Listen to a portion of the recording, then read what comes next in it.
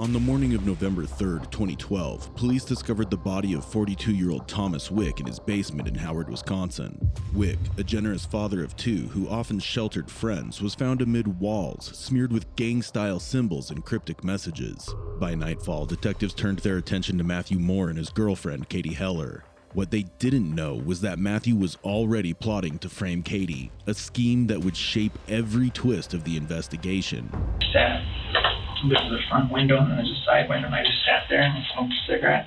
Sat there for about 45 minutes, and I heard boom, boom, boom, boom, boom, and I kind of peeked up. I figured that you did all that. And we know the story that you've told so many lies about the situation. You don't even know how we told what we've heard. I am telling you the truth. Bad. Even if it's bad, the consequences will not be as bad. I'm telling the truth. Cops were closing in on the meaning behind the cryptic wall markings and on the truth of which of the two was the real killer, a revelation that would shatter every lie spun that night. I don't know what's going on. Well, because he gave Tom that $17,000 in January. That's $17,000. Where did he get that $17,000? Well, he had been saving it for a new car for me. He had been saving it. You didn't know about it? No, because he was going to buy me a brand new car. Oh, I mean. I was mad when I found out. What did you do? And when did you find out? Well, he had told me because I kept saying, well, the $5,000 is coming due. And then he finally told me, well, I need to tell you this. And then. What day did he tell you? I don't remember what day. It was probably like a month ago. A month ago? Mm-hmm. And he told me. Do you remember what day, month, Sunday? It was Saturday, Sunday morning, it was a Sunday morning at like 5 a.m. Okay. Then how did he tell you? I mean, that was a surprise. Well, My because he sat down and he's like, you're going to be so mad at me. You're just going to be so mad at me. And I'm like, what? And then he was like, okay, well, this is what happened. And then he told me, and I was pissed. I was like, why didn't you tell me about the money? Why didn't you? Because he's like, well, because him and Tom, the whole time, they always were like man-to-man type thing. I was going to say, did you, Like, Tom didn't want me to be part of the. when you did this land contract, were you a part, was this more of a deal between Matt and Tom? Did you know of the whole 20 grand? Yeah, I knew about all of that. Back in August or whatever you. That was talked about at the lawyers. Yeah, everyone knew about it. Yeah. But Tom wanted just Matt on the land contract because we weren't married. But then Tim said, well, if they're going to be living there together, put both their names on it, blah, blah. But Tom and Matt were always like man-to-man type, whatever.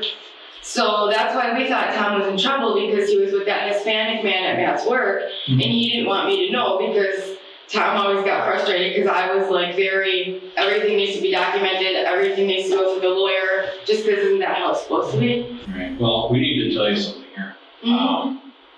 And you need to be listening very carefully to what I'm telling you. Yeah. Okay? You're about to make some very serious decisions in your life.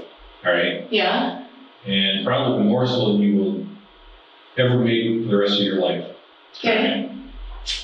We know there's no 17,000. We know what happened. And we know that you know what happened. To Tom? Exactly. No, I don't know what happened. Let me explain this to you, all right? Because this isn't like any TV show that you watch. This isn't like 48 hours and all this baloney. I don't know what happened. Just hear me out. Okay. Right? The decisions you're about to make today will affect the rest of your life. Okay. Okay, so think very carefully before you answer these questions in a manner that isn't truthful. Right, I'm being truthful. I don't know what's going on. Well, listen, I'll tell you. Okay. That whole case file there is all this case. Mm-hmm. All right? We've dug into all of your financial records. We've dug into all of your cell phone records, all of your text messages. Yeah. We've talked to a lot of friends, a lot of family. I figured that you did all that. And we know the story that you've told so many lies about the situation. You don't even know how We've told what we've heard from his family, from everyone, from the neighbors. No, Katie. Yeah. I can pull out your statements and you've contradicted yourself hundreds of times. Not when I Okay, talked. yeah, you have. I only made one statement. The last time What I about was the here. statements you tell your friends? From the family and the neighbors. No, The neighbors is no, what we I'm talking about the statements that you're making about you, not about what you heard. It's about what you did, how What you did I do? found out, where you were, what you and Matt did. All of that's changed hundreds of times. All we did was see it on the news and go right over there. Katie, That's all we did. Seriously.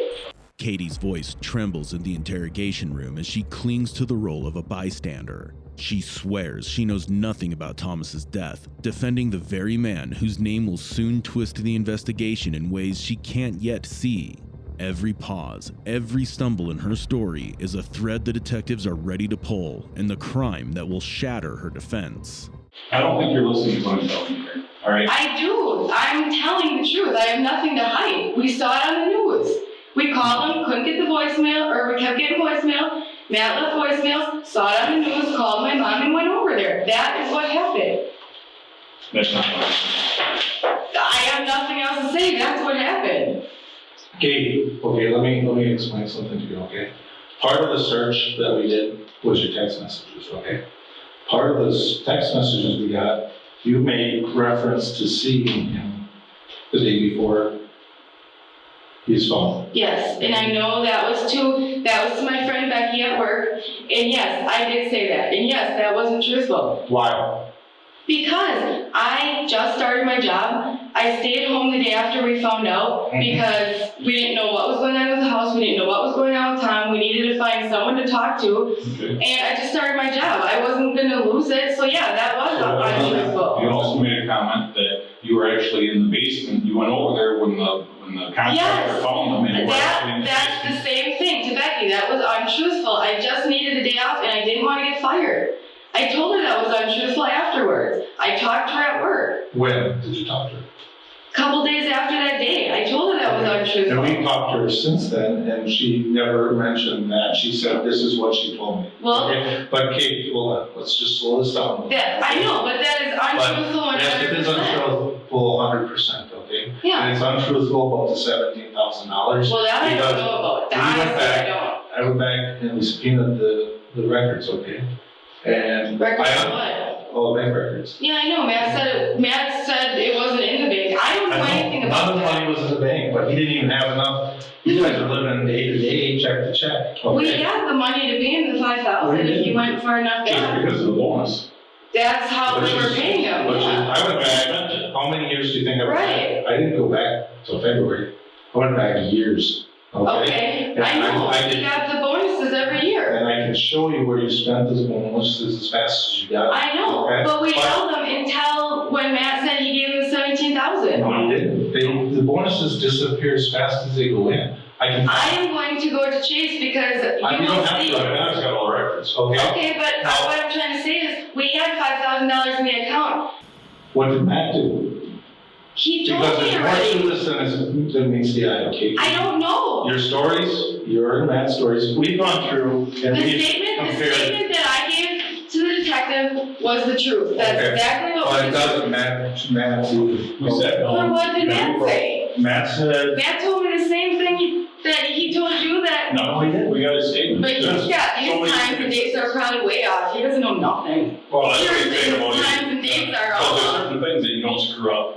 I mean, he described in detail where you were when he told you about the so-called 17,000. Yeah, I was sitting on the bed. No. That's That's not where what- we were. that's not I what he was said. laying. You want to know where you said you were? Where? You were sitting on the toilet. Oh yeah, because he said. No. Listen, he said I gotta tell you something. Then I went to the bathroom. He told me that I went back to the bed. But that's convenient. Katie fidgets through her interrogation, tripping over words and radiating uncertainty. She clings to her story, yet when pressed, cannot recall where she was during the crime. With each retelling, her account shifts, deepening suspicion and leaving one question hanging in the air. How is she involved in this crime that makes little sense? Okay. Why? Because you changed your story. We got It's a changes. small detail. No, we got changes of all their. You changed, you said the statement you gave to the The officer. statement I gave to the officers is exactly what happened, because I didn't do anything. There's nothing that I did that I'm in trouble for. Oh, But you're covering for Matt. Is that What are you talking about? No, Because, that is insane. You can put your hands up all you want. I don't know anything. well, you're telling us that he came home He told me that. at 4:45 a.m. That's when looked he at the comes. clock. Yeah, because it was No, a he Sunday. didn't even check out until after 5. He didn't punch out until after 5. So it's I was possible. 4:45. You were, I looked at the clock. He told me at 6:16 a.m. when we called Tom. that's what he told you. Yes. Okay, now before you just told me he told you at night when you were sitting on the toilet. Which one is that? It's 6:16 a.m. when I was sitting on the toilet. No, he said it was that night right before you went to bed. No. It wasn't. He got home from work and told me that. I'm not covering up for anyone. I don't have anything to I hide. understand. I think You're in a spot. I you don't have to know understand that what kind of Matt- spot I'm in. I don't know very serious spot. what he told me. I don't know. You're lying to Matt, is what you're What are doing. you talking about lying for Matt? He hasn't done anything. I know where he is. I know what he's doing. Yes, he has. How? Where's the proof? We got piles of proof. Yep. We got piles of, and did you know that, also that Matt is contacting some other women, some ex-girlfriends, that type of thing? No. Okay. When? How? We share a you- cell phone. No, he got on his brother's Facebook account and he's contacting other women. Who? I've got the- I want to know who, because now I'm pissed. Okay, and I'll show you the emails, all right? I know the truth. I talked to his patrol officer. He had gotten into a fight with his ex-girlfriend. They got into a physical fight. He was 18, she was 17. Then he went to prison for What kind of getting, fight though? well, they were both drinking, and he threw her into a bathroom glass, and she broke his glasses, and then he went to prison because That's all, okay, but that's all that happened in the fight? well, that's not what I know. Katie knows about Matthew's cheating, yet pretends otherwise, trying to hold together a picture of loyalty that never really existed. She stayed even after catching him in lies, convinced she could still keep him. But as questioning wears on, her guard slips. Bit by bit, she reveals more than she means to. Small admissions about their explosive arguments, the breakups that never last, until her defense unravels, exposing fractures in both her story and her loyalty. That's his parole officer's gonna give me the You outline. know that he stomped on her head? No, Okay. And but he it hasn't wasn't, been physical since we've been it together. wasn't a mutual fight at all? I don't know any of that. Tracked her down at a third party's house, because she tried to break up with him, and then he went off and started beating up the guy and beat her up really bad. Can I read the police report? I'm not saying you're lying, I just wanna know. Now I'm just curious, I don't know. But He went to prison because him and his brother were drinking, because if you look at his brother's history, he is quite the drinker. Yeah, because he went to prison after that. Matt is a very good father. Okay, and he. The last 5 years have been fine. I mean, there's no violence, there's nothing. We talked to your family too, and they're very concerned about it.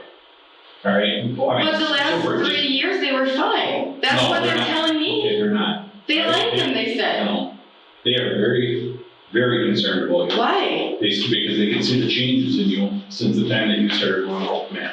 All right? Yeah, but I changed, but they, every day my mom says how proud she is of me and Matt for where we've come. Well, That's what she says to me every day. She's proud of you. yeah, Okay, she's very proud But of she's you. proud of me and Matt because we both stopped drinking, we both stopped getting in trouble, everything. I understand, but and we've talked to her like 2 or 3 times now, and she says she's proud of you. She's very concerned and very worried about you. Okay? Why? I haven't been in danger. Well, your family feels you're in danger. I'll be honest with you. When we first started dating, Okay. when we first started dating, email. we had a crappy relationship, but that was 5 years ago. Now, I mean, for the last 3 years, I've been fine. Go ahead. How do I know? What are you telling me? How do Because you you know know? what else? We've been pulling your garbage, and we understand that your relationship isn't so wonderful. We know that you don't trust him. We know that he doesn't care for you the way that you think he should care for you. We know all that, right? I'm a drama queen. It goes, wait, here's an email I got from one of his ex-girlfriends in Melbourne, okay? Recently? Yeah, that I just got today. Yeah, but when he was dating those girls, he was 100% different. He used to do drugs and A drink. zebra You don't doesn't do change that the anymore. stripes. All right, I've been doing this job for 27 years, and I'm telling you, a zebra. Well, then he's covering up to me because we're living a very normal, everyday life. Well, and then you don't obviously know as well as you think. Do you have the emails from the Facebook? I want to see those. Yeah, it's right here. No, from the girls he was emailing with his name signed. Yeah. Let me see. Unaware of the truth, Katie defends Matthew as if he were a saint, never suspecting the betrayal that awaits her. Their relationship is fraught with dysfunction, and in the end, Thomas paid the price for a couple too consumed by financial ruin to set their lives straight. Can I just read it? Well, I'm not gonna let you, because it's got her name on it. I'm not gonna go after her. I want to know who it is. Otherwise, he's not gonna believe me when I say something. This is from his brother's, Ryan's Facebook account. Well, it doesn't say anything bad. If I knew who it was for. He bought a house now, we bought a house. My girlfriend and I didn't say anything about her girlfriend. Talks about, hey, you wanna come over? Why would you be emailing this chick saying, hey, you wanna come over? I don't know, because that's, yeah. Is that what a good boyfriend does? Okay. Did he email anyone else? We'll get into that in a little bit. But, I'm just telling you that we understand by talking to people, Matt's not a great boyfriend. All right, no matter how much you want to stick up for him, and no matter how much you want to say that he is, that Not even right. sticking up for him. I mean, from how we live day to day, he's fine. I talked to him like 3 times today. I went home on lunch, sat on the So couch. you're saying he doesn't call you fat, he doesn't tell you that nobody else is going to ever want Yeah, years ago he did, but he hasn't in probably 3-4 years. He used to way back in the day.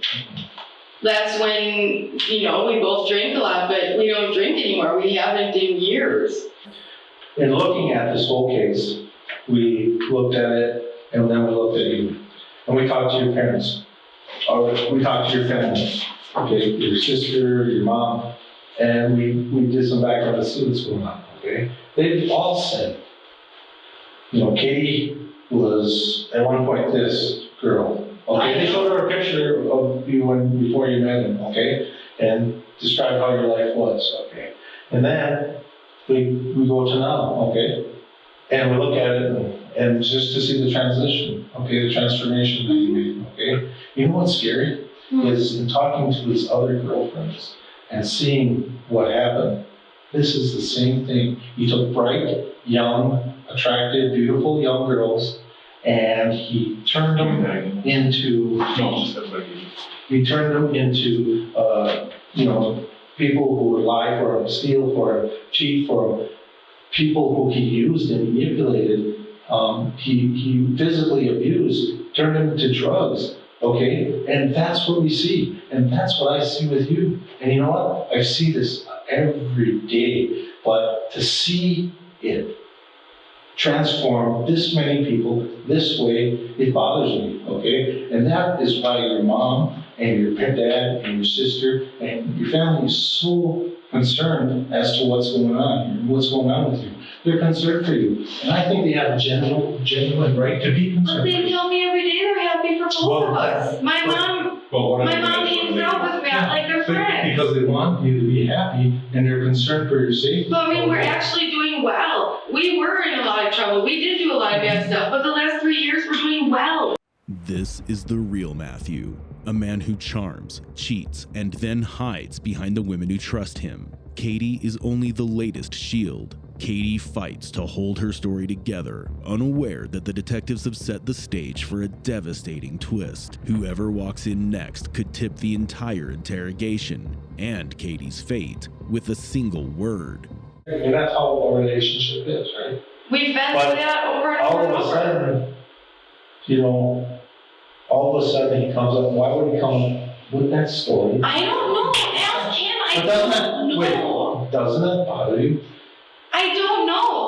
I don't know. All this is coming at me. I just Okay. want to go home and think about it. I don't know. Okay, we can go home if you want. I do. I don't know. You want to talk to your mom? We've got her here.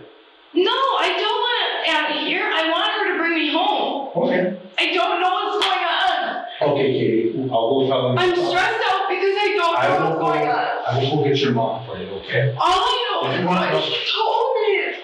I don't know what's going on. Katie, I understand, and I'll go get your mom now, okay? Can I go home? Yes, you can. Let me go get your mom, and you can go home. I'm okay? frustrated. I'm confused. I don't know what's going on. All I know is what Matt told me. Okay, yeah, I understand that. But if you want to go home, that's fine. Let me get your mom and you can go home. They were concerned for you, okay? So that is why we're talking to you, okay? Obviously, you got support here. You got support. No, And that's what we're talking about, I know. okay? So use that support, I'm going to. okay? There's a lot here that, and we've been talking, there's a lot here that I think is going on in Matt's life that you don't know about. I told your mom, Katie, Go home. I told your mom, Katie, that in talking to you, that I can actually see the wheels turning, that your thoughts, and, you know, like for whatever reason, you're just, Like I told him, what I told you guys is all I know. That's why I'm frustrated, because I don't have any more to tell. Yeah. And you're frustrated because of the fact that you found some information out that you didn't know. I want to go home. And you can. I just want to go home. Do you want to go home with your mom? Yes, I do. I want her to bring me home. Listen to me. Do you want some time with her? No, I just want to go. I want to go. I just want to go. Listen to me. If you know anything, I don't, and that's why I'm frustrated. I don't know anything, Mom. you and Matt should go to prison forever. I don't know anything. The only thing I know is what I told him. What Matt told me happened. That's all I know, Mom. That's why I'm so frustrated. I don't know anything else. I don't. This is a serious situation. I would say if I knew, okay? I don't know. It is so serious, I might not ever tell you. Why would you say that? I don't know anything. The only thing I know is what I told him. That's it. Because I think you're covering for Matt. But I'm not. I told him, you can take a lie detector. I don't care. I'm not covering anything. The only thing I know is what he told me, and that's it. That's so all I know. many inconsistencies in the stories, though. But I don't know anything but that. That's all I know. I just want to go home, so let's just go, please. Do you know they have your card? I know that. That's what they just told me. Yes. And they're searching your house? Yes. I know, they told me. I should be worried. There's nothing there. I clean, I cook. I remember when you were little and I said, Katie, always tell the truth. I am telling Even the if truth. it's bad. Even if it's bad, the consequences will not be as I'm bad. telling the truth. I don't know anything else, Mom. I don't want to be in trouble. I have dogs, a job I like. I don't know anything else, Mom. All I know is I was in this house in August, and what Matt told me that day. That's all I know. There's no safer place than beside your mother, and detectives knew it. They brought Katie's mom in, hoping to break her silence. She broke down sobbing, but this isn't just her grief. Thomas gave them shelter when they had nothing, yet they killed him rather than pay rent. 2 children lost their father, a loss no amount of sorrow could undo. But Katie isn't the only one trying to rewrite the truth. Before her, there was another version of the story, equally shaky, equally desperate. It's now time to hear from Matthew himself. He's ready to prove what a genius storyteller he is, and Katie has no idea about that twisted game that he's playing. I didn't know him like personally, but I considered him a good friend. He changed my life for the better. You know, how did you meet him? He had listed a house on Craigslist. His house on Beaupre, he listed That that. you live in? Yeah, when I lived in now. And we called him to go see it, and we went and saw it, and he was Was it for rent or for sale? It was for rent, and he had his mind made up on a woman, a single mom, and he was going to rent it for $1,100 a month, and she didn't have a job, but he felt sorry for her, and then he met us at the last minute, and then I told him, you know, I was kind of looking to stay long-term, and he saw how much we love the house, and, you know, I told him that, you know, I work at Belgio still, and I changed my life around, and we're just looking for some stability to live, and, you know, he mentioned a land contract, and I told him I could, you know, take some money from my 401k, and he liked that idea, so he chose us over the single mom. And What kind of arrangements did you have with the land contract? I took $10,000 out of my 401k, and I gave him, I think the total ended up being after Liberty tax title and his lawyer took money. I think I ended up giving him a little over $8,000 down cash for the house. About 6 weeks ago, he came out to my work, and which is really random, didn't call, just, I went out on break at work to smoke a cigarette, and him and another fellow were sitting next to my vehicle. So he got out and talked to me, and He was just sitting, I mean, he didn't know you were gonna come home. It was sitting next to my car, and I asked him, you know, how did you know you weren't sitting here all night? He said he was gonna wait till I was done with my shift. Matthew enters the interrogation room far too relaxed for someone tied to a fresh murder. He says he wants to help, and he does, just not how he intends to. Every confident answer and stray detail tightens the noose, moving him straight to the top of the suspect list. What time was it roughly? 11:30 around maybe. At night? It was like 6 weeks ago, so I'm kind of vague on the time. I mean, it was after dark. Yeah, it was dark. And he had another fellow with him, a Latino fellow, that sat in the car. And Tom got out, and it was just weird that he was sitting there, you know? So I was like, you know, what do you need? You know, usually he calls, but his reasoning for not calling is he wanted to talk man to man. And usually I share a phone with my fiance, so he didn't want her to know. And I was like, well, what's up? What do you need? And he said he's really sorry to ask me. His business was going really slow, and he was wondering that if in the contract, if there's any way that I could give him all of the money that we agreed in the contract, all of the $5,000 for the 4 years, which that really threw me off because I don't make, you know, I'm a young guy. Well, yeah. And and I said, you know, tell me what's going on. You need some help or something? And he said, no, the business wasn't doing too well, and he just needed to pump some in the business and get it going until summer. So first I said no. I was like, you know, that's just too much money to come up with. I had as my life savings. I had cash at home that I've been saving for probably since I was like 12. I had roughly $17,200, which I ended up giving to him. So you had it at home or in the bank or? At home in cash. Why would you keep that kind of cash at home? It's just like, it was like my safety net. I always just kept it by me. It's just, you know, I don't know. I should have kept it in the bank, but so at first I said, no, I can't come up with that kind of money. That it was my money that I was saving for my wedding, and me and my fiance's wedding, a new car, and her engagement ring. So it was like, that was like my everything, you know? So first I said no, and then he said he really had no one else to go to, and he really needed it. He said he thought that there was a chance that he might lose his electric company, his Bayside Electric. So, and he said no matter what, he can get it back to me this summer. He said every summer he has booming jobs. He said he has so many jobs. So he was asking you to lend it to him? Yeah, to borrow it to him. And then we came up with, I said, well, if I give it to you, can we just restructure my land contract so I don't have to pay you every February? Because the total of what it added up in February was $20,000, 4 years, $5,000, 4 years, that added up to be $20,000. And I told him all I had was $17,200, and he said he would square it away. So I told him, I ended up agreeing. I don't know why, I guess. This is all that first night you were talking to him? I didn't give it to him the first night. No, you agreed to it then? I agreed the first night. You know, I guess I did it because he chose us for the house. Matthew claims Thomas demanded all the house money because he needed it, painting the victim as desperate. But investigators already knew Thomas's finances were solid. Steady job, savings untouched, no debt in sight. The excuse collapses under even basic scrutiny.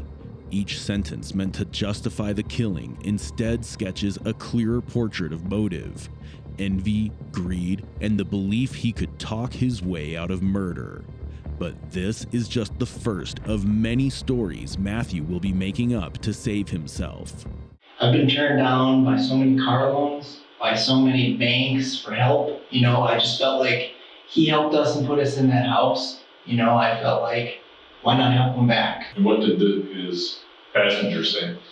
Nothing. I never once spoke to a passenger. I kind of looked at him. He stared at us the whole time. And Did you ask? Have you ever seen him before? Never. Did you ever ask him and say, who's this? I didn't. I kind of looked at him. I kept looking at him when we were talking. And every time I did, Tom just kind of stood in front of him. And you know what I mean? I've never seen the guy. That was the only thing about this deal was kind of made me nervous. Is I've never seen Tom with anyone but his kids. Have you ever been over to his house? Yes. When was the last time you were at his house?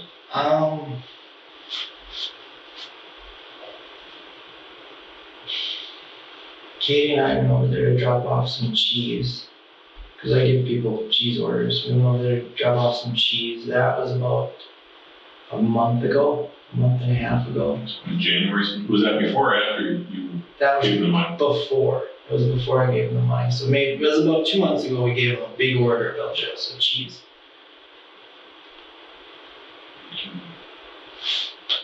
Did you just meet him at the door, or? We went in and sat down and sat in his living room, and then we talked to him in the kitchen for about half an hour. You and your fiancé both did? Yeah. So the only time you were in his house was this last time you brought cheese over? Yes. And you were just in his living room and his kitchen? Yeah. Not in his bathroom?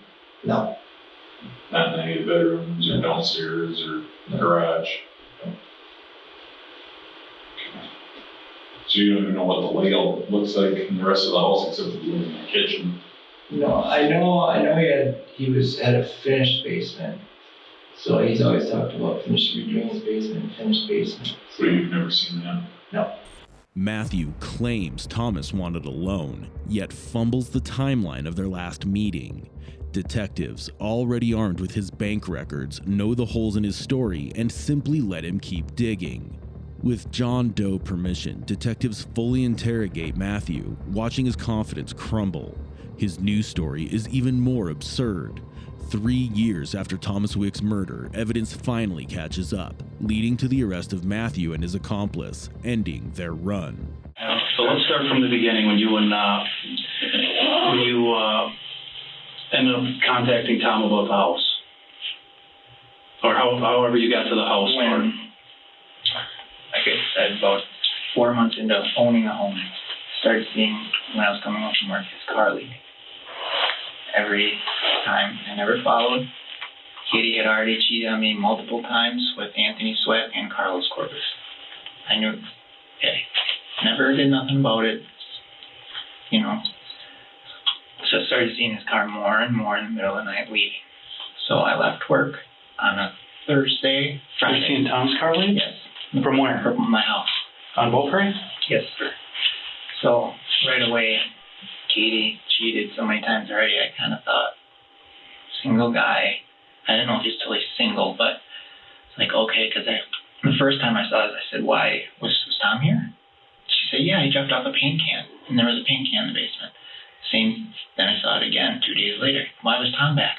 He didn't call me. Oh, he dropped off more paint. Why can't you buy paint? We have a little money, you can buy paint. Well, he said he had some. And I'd go look in the basement, and there'd be paint.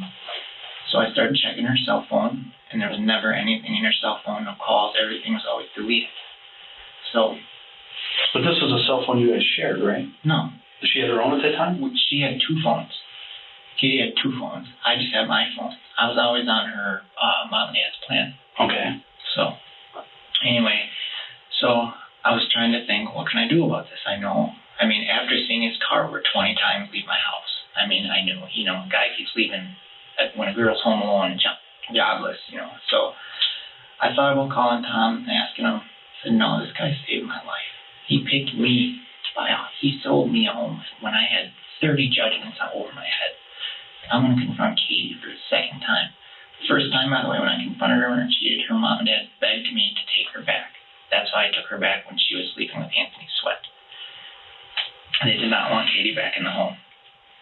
You would have to talk to them about that. But so one night I left work, I was punched in around 11, in between 11 and midnight. I parked my car all the way down. There's a roadblock there. I parked it all the way down the end, and I walked, and I sat. There's the front window, and there's a side window, and I just sat there and I smoked a cigarette. Sat there for about 45 minutes, and I heard boom, boom, boom, boom, boom, and I kind of peeked up.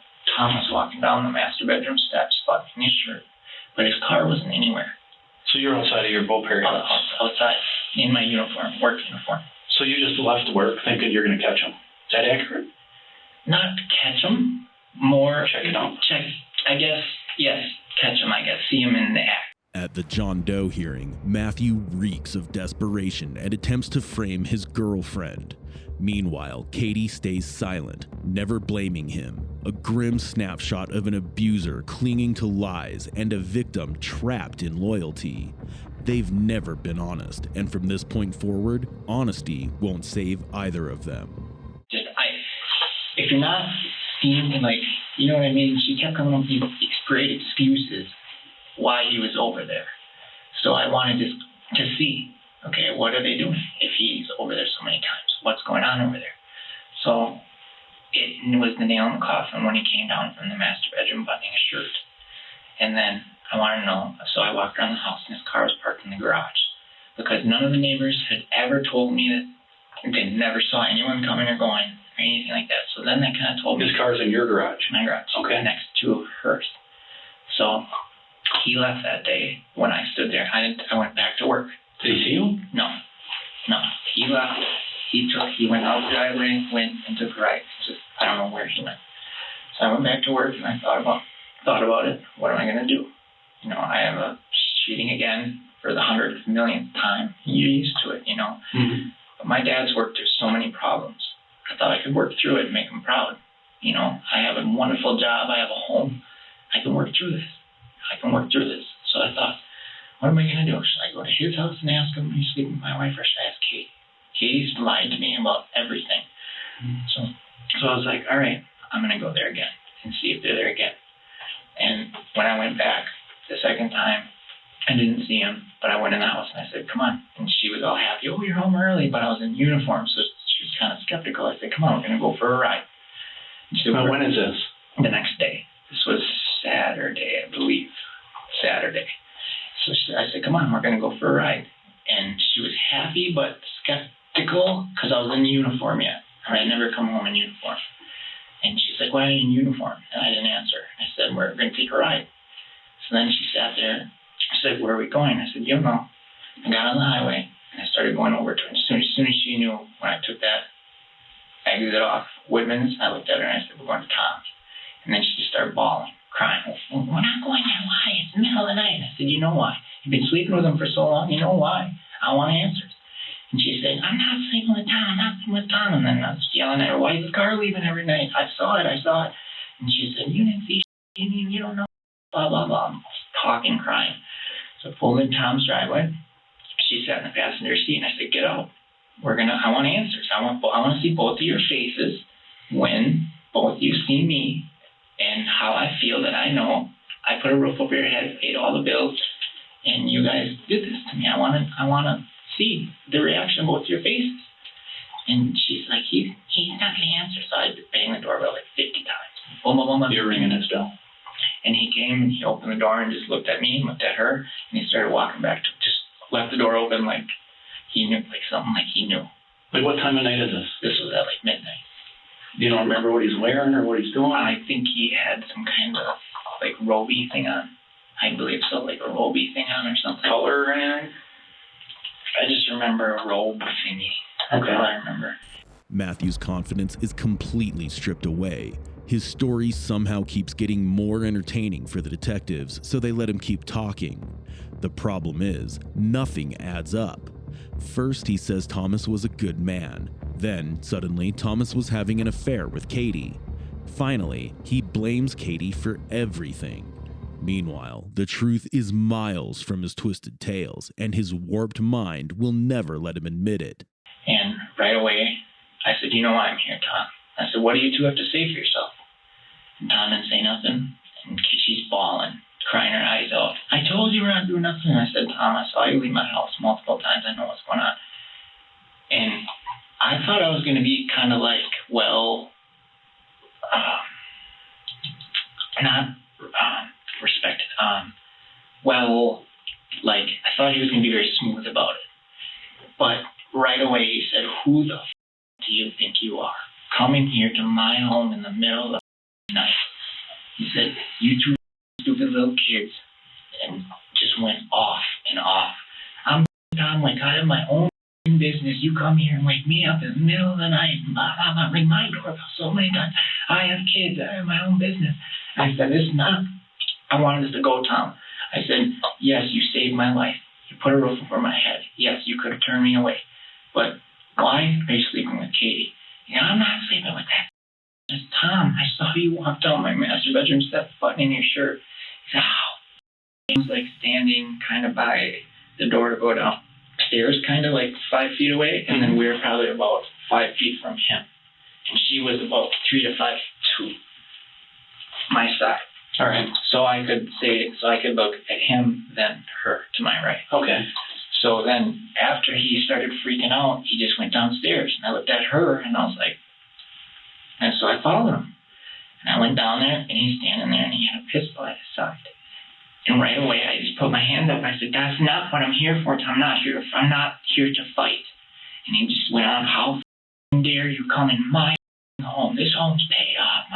You don't know who the I am. He's like, I don't give a about your stupid little shit like that. Just screaming. Like, this is not what I'm here for. I've never even seen a gun. I've never touched a gun in my life. I mean, to see that at somebody's side, you froze. And then I tried to say something. He started to raise it, and I charged him. And we started wrestling, and right away he got the upper hand, and he put me in a sleeper hold. And I don't know if he wrestled. He had to wrestle when he was younger or something, because, I mean, I know how to take care of myself. And he had the upper hand in 10 seconds. And he had me in this lock that I couldn't breathe. I couldn't move. And I just started to see stars in darkness. And all of a sudden I heard a pop. And Katie's standing there, and she had the gun that he had. And he let go, and we rolled off each other. And he ran around the ping pong table and stood there and said, you stupid psycho, give me my gun, give me my gun. And I looked at her and I said, what the f are you doing? What are you doing? I said, this is not what this is supposed to be. And she said, you made me shoot him, he's gonna kill you, strangling you. Blah, blah, blah, while she's crying. This is Matthew's storytelling at its peak, blaming Katie for shooting Thomas while describing her actions like a bad storyteller. Detectives see through it, and soon his only audience will be his fellow inmates. And she was on the back. She went that way on the back wall, and she never took that gun off him, not once. And he put his arms out and started charging her.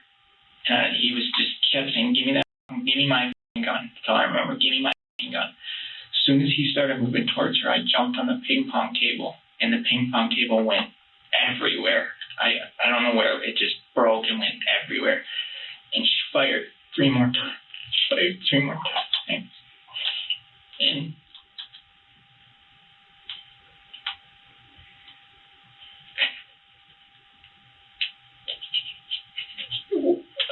he was,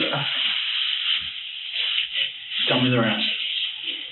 he was falling, and I think the last shot hit him in the head, and she just stood there. She wasn't even shaking. She wasn't nervous. And I just looked at her, and I didn't even know what to say to her. Like, I just sat there and I stared for about 15 minutes. I just stared at him, shaking, not knowing. And I knew I needed to call the police. I knew it. Police had to be called. This was not what this was supposed to be like. This was not. I didn't come. This guy saved my life with a roof over my head. I mean, he's a great man. He's a wonderful man. He still is a wonderful man. And then right away, Kate disappeared. he came back with a bag, and she said, pick up the shell casings, pick everything up and put it in this bag. So I picked up 2 shell casings, she picked up whatever else, put it in the bag, and she started drawing stupid numbers on the wall, and I didn't understand, what are you doing? She's like, just shut the up. She later explained about it. Well, tell me about that. Like what she explained about that. Just that That's important. she wanted to make it not look like we did anything. Matthew claims Katie stopped him from going to the police, but strips away the stories, and the blame sticks to them both. She's the performer, he's the strategist, and together they build this castle of lies that crushed them at the end. I would give anything to go back and change my actions to have Tom and Spencer here today. The 2025 trial revealed Matthew Moore's violent past, including stabbing his brother at 12 and threatening a police officer, leading to Thomas Wick's 2012 murder and Spencer Patz's 2013 overdose. He pled no contest to both homicides and perjury, receiving 53 years in prison, 28 years of supervision, and $80,000 restitution. Katie Heller, implicated in aiding the crimes, also pleaded no contest and was sentenced to 21.5 years and 16 years of supervision. 2 families were left devastated, and no sentence could undo the harm they suffered.